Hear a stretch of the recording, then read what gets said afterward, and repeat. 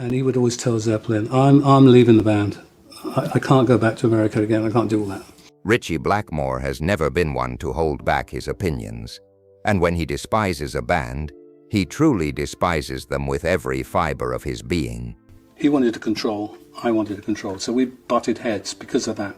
As one of rock's most uncompromising guitarists, Blackmore helped forge hard rock and heavy metal with Deep Purple and Rainbow.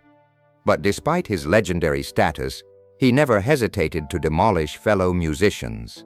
Here are the 5 bands Ritchie Blackmore hated most. Ritchie Blackmore never held back his opinions, and when he despised a band, the entire rock world knew about it. As the mastermind behind Deep Purple's thunderous sound and Rainbow's mystical hard rock, Blackmore helped forge the very foundations of heavy metal. Yet this legendary guitarist, renowned for his technical brilliance and classical influences, became equally famous for his scathing critiques of fellow musicians. Today, we explore the 5 bands that earned Blackmore's deepest contempt and discover why these successful acts could never win over one of rock's most uncompromising artists. When the Police emerged in the late 1970s, blending punk energy with reggae rhythms and new wave sophistication, they represented everything Ritchie Blackmore believed rock music should not become. By this time, Blackmore had already cemented his legacy as one of hard rock's greatest guitarists, crafting the aggressive, riff-driven sound that defined Deep Purple and later Rainbow. The Police's atmospheric, groove-based approach struck him as a betrayal of rock's powerful essence. Blackmore's disdain wasn't merely professional disagreement, it was visceral rejection. During a 1987 interview with Metal Hammer, while reflecting on Deep Purple's reunion after an 8-year hiatus, he expressed relief at returning to a rock scene he felt had lost its way. The guitarist reportedly declared, "It was during the first part of the tour in Australia that I realized there was a need for our kind of music, as only ZZ Top was doing that aggressive style. Everyone else sounded like the Police, and let me just say, I hate the Police."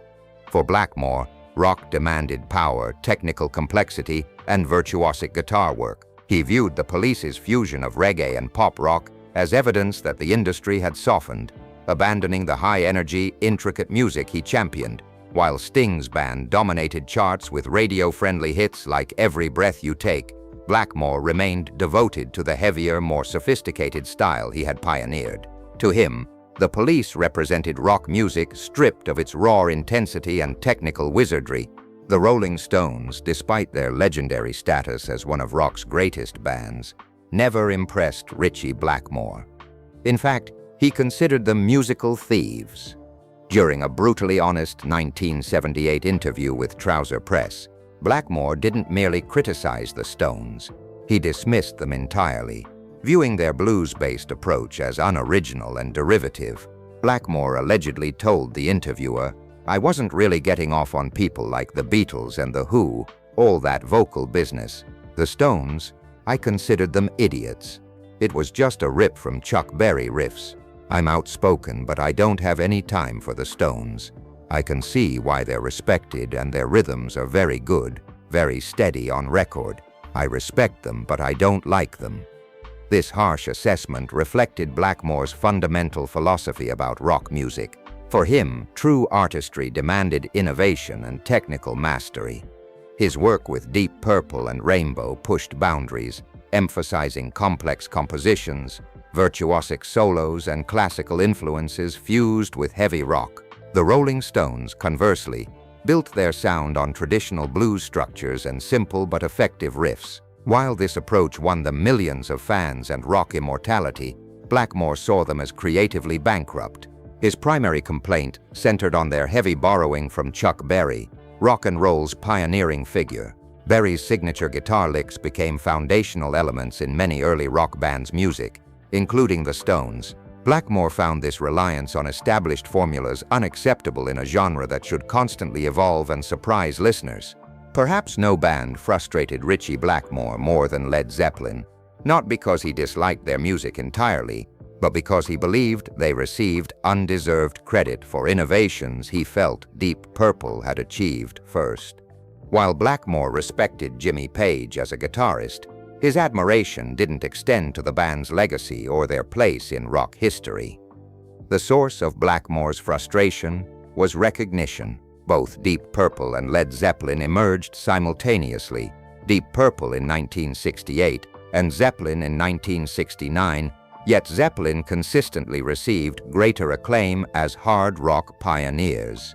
This particularly galled Blackmore, considering Deep Purple's groundbreaking contributions through songs like Speed King and Child in Time, which showcased classical influences and complex guitar work that would define heavy metal.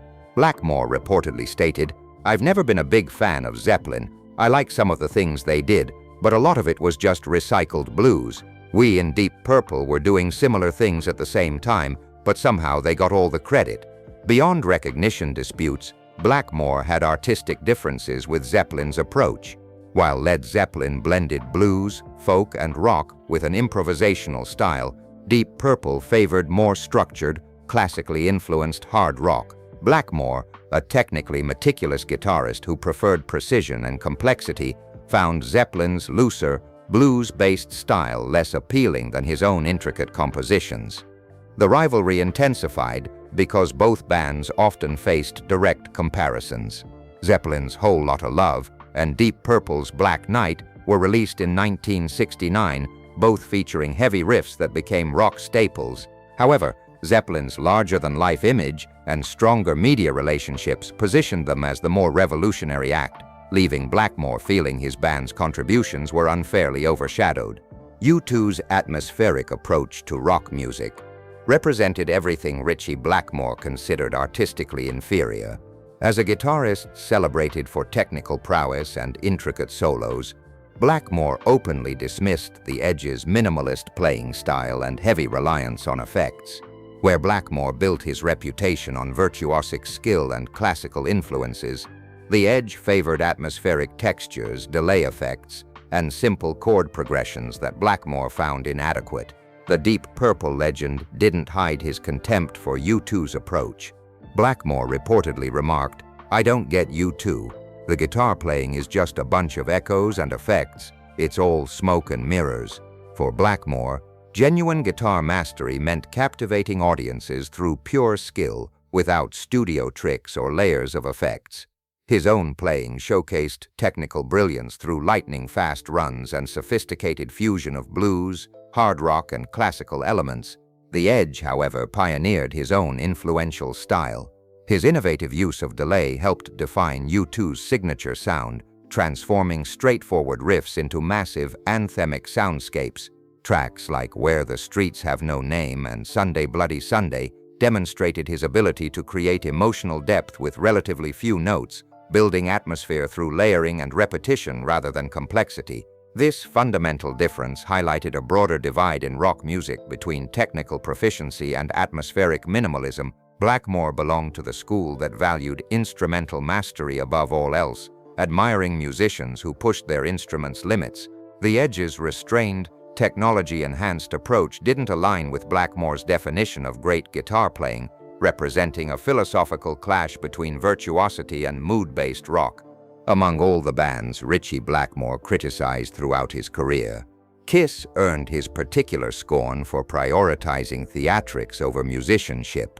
While Kiss became one of rock's most successful and recognizable acts through explosive stage performances and larger-than-life personas, Blackmore viewed their approach as everything wrong with rock music's commercial direction.